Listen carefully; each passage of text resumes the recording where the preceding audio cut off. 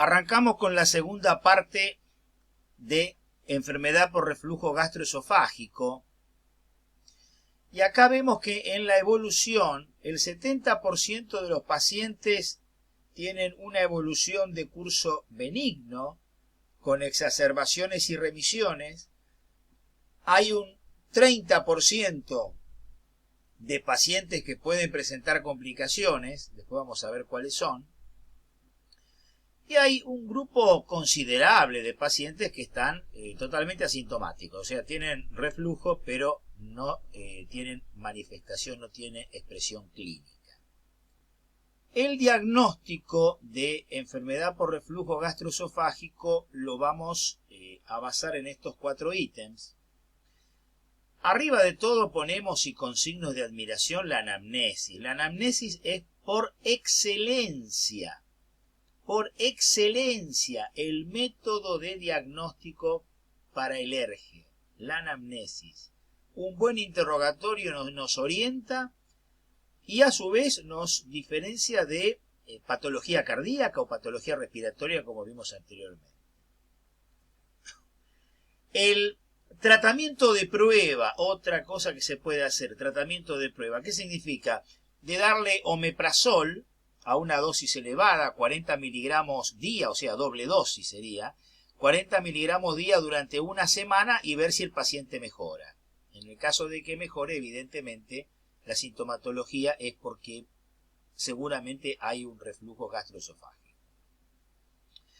En tercer lugar, la VEDA, o sea, la videoendoscopía digestiva alta. La VEDA lo que les va a mostrar a ustedes es la esofagitis por reflujo, o sea, la consecuencia del reflujo.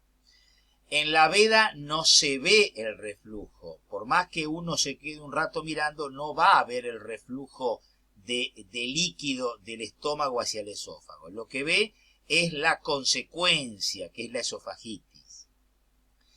Hay un tercio de pacientes, 30-35%, que no presentan signos endoscópicos de esofagitis. Acuérdense cuáles eran los factores que vimos al principio que podían influir en que haya o no elemento anatomopatológico. Y la VEDA también nos puede ayudar al mostrarnos, por ejemplo, cuál es la enfermedad de base. Por ejemplo, puede demostrar que hay una hernia de hiato.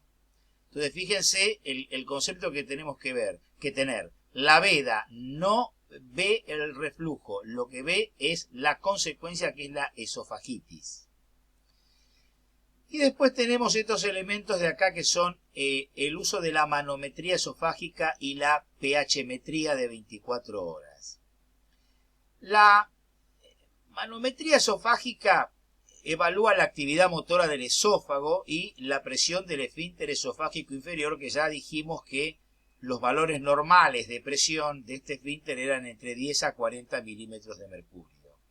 Y que cuando había una disminución con el consiguiente reflujo, porque bajaba a 8 o por debajo de 8 milímetros de mercurio.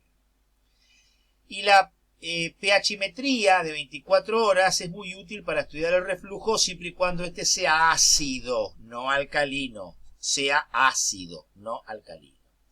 Estos 2 estudios obviamente no los manejamos los clínicos, son de resorte del gastroenterólogo y se hacen cuando hay dudas diagnósticas, si llega a haber dudas diagnósticas, o muchas veces cuando se va a hacer una cirugía, o sea, en el preoperatorio. Endoscópicamente, fíjense, una esofagitis leve, o sea, hay un proceso inflamatorio, pero leve, de la mucosa esofágica, y fíjense acá, ya es una esofagitis erosiva, ya es con algunas erosiones, ahí ya la cosa cambia. Vamos a empezar a analizar un poco las complicaciones del ERGE. Son estas 4. Estenosis del esófago, úlcera del esófago, hemorragia del esófago y el esófago de Barrett. Empecemos con la estenosis del esófago. La estrechez, que es una estrechez benigna, no es maligna porque no hay cáncer. La estrechez esta es debida a fibrosis. Tal vez no sea muy frecuente de ver, 10 a 15% de los pacientes. Cuando aparece la estenosis del esófago hay una disfagia persistente, persistente, con los antecedentes previos por ERGE, ¿no es cierto?, de años de pirosis, de regurgitaciones, etc. La úlcera de esófago es una úlcera péptica en el esófago que puede complicarse con sangrado o con perforación. La hemorragia del esófago, como vimos recién, puede ser por una úlcera péptica de esófago o por una esofagitis erosiva importante, y entonces hay sangrado, y ese sangrado se puede manifestar generalmente como sangre oculta en materia fecal positiva, o sea que lo más probable son hemorragias crónicas con la sangre oculta en materia fecal positiva, y es muy raro que sean cuadros agudos, o sea, de una hemorragia alta traducida por una importante hematemesis. Por último, el esófago de Barrett. El esófago de Barrett. Bien. El esófago de Barrett es una metaplasia intestinal, o sea, se cambia un epitelio por otro epitelio, en la cual estamos cambiando el epitelio escamoso normal del esófago distal por un epitelio cilíndrico, es un epitelio columnar especializado similar al del intestino. El esófago de Barrett es una lesión adquirida, no congénita como se pensaba hace muchísimas décadas atrás, y es de carácter premaligno. Esto tienen que recordarlo, de carácter premaligno. Recuerden que en el esófago de Barrett, el epitelio epidermoide lesionado del esófago es reemplazado por un epitelio, como dijimos, cilíndrico o columnar, que es más resistente al ácido. Ahora bien, analicemos un poco la imagen del Barrett y ustedes van a ver que hay áreas rosadas, como ven acá, áreas rosadas, rojizas, que son las áreas que tienen justamente la metaplasia especializada intestinal, o sea, acá se ve el Barrett, con áreas que son de color blanquecino o rosado blanquecino, que son las que tienen el epitelio escamoso normal. El 10 al 15% de pacientes con ERGE pueden hacer un esófago de Barrett. ¿Cómo hago el diagnóstico de esófago de Barrett con esto? Con la endoscopía.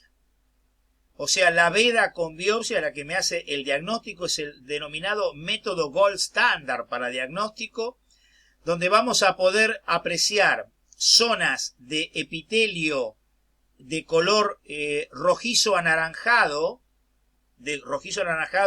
que van a contrastar con el otro, con el que es rosado blanquecino, el que está por ahí afuera. Y la línea de transición no es una línea perfecta, sino que es irregular y en forma de lengüetas, como pueden ver acá, acá y acá. Bueno, se toman las biopsias y una vez hecho el diagnóstico hay que ver, porque hay que hacer el seguimiento del paciente. El Barrett, cuando el Barrett se asocia, o sea, esa metaplasia intestinal se asocia a displasia severa, es la que tiene alta chance de evolución a un adenocarcinoma de esófago, Recuerden que el 20% de los Barrett hacen cáncer, y una vez que ustedes diagnostiquen un paciente con Barrett, ese paciente tiene que tener una veda anual de control con biopsia para detectar que no haya una displasia o que ya haya engendrado un adenocarcinoma de esófago. Vamos a meternos en el tratamiento del ERGE, y el tratamiento del ERGE comprende estos 4 puntos. Primero, los cambios en el estilo de vida, que ahí vamos a ver bien cómo influye el tema de la dieta y algunas medidas a tener en cuenta, lo vamos a charlar en detalle ahora.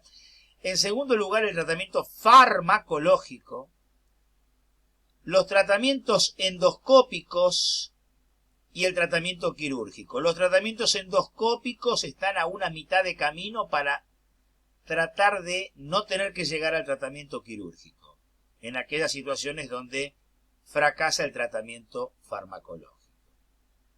Fíjense los cambios en el estilo de vida.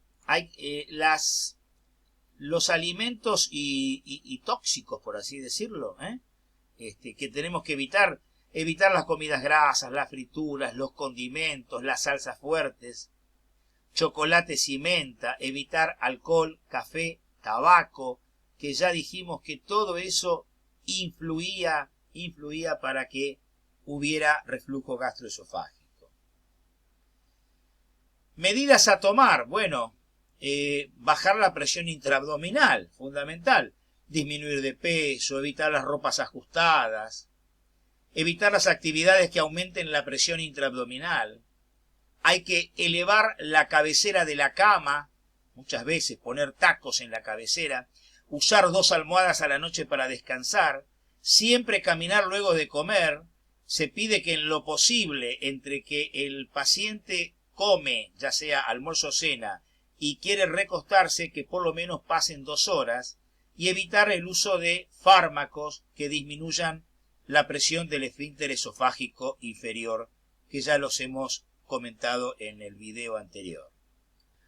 El tratamiento farmacológico comprende estos 3 grupos: los bloqueantes H2 con la famotidina. Hoy la famotidina ha reemplazado a la ranitidina por cuestiones ya obviamente por todos conocidas. Los inhibidores de la bomba de protones, omeprazol, lansoprazol, pantoprazol, los más utilizados, y prokinéticos como la metoclopramida, la domperidona y el cinitapride. Recuerden que estos prazoles, los prazoles, son los fármacos más eficaces para el alivio de la sintomatología, que se deben tomar en ayunas, antes del desayuno, y pueden usarse durante mucho tiempo, y que en aquellos casos refractarios se puede intentar la doble dosis. Con respecto a los miligramos, recuerden que la famotidina se usa a razón de 40 miligramos por día, el omeprazol base estándar es de 10 miligramos, de 20 miligramos, el lansoprazol es de 30 miligramos y el pantoprazol es de 40 miligramos día, cualquiera de ellos son miligramos día. Y los prokinéticos, bueno, el comprimido de la metoclopramida y de la domperidona viene de 10 miligramos y el comprimido del cinitapride es de 1 miligramo.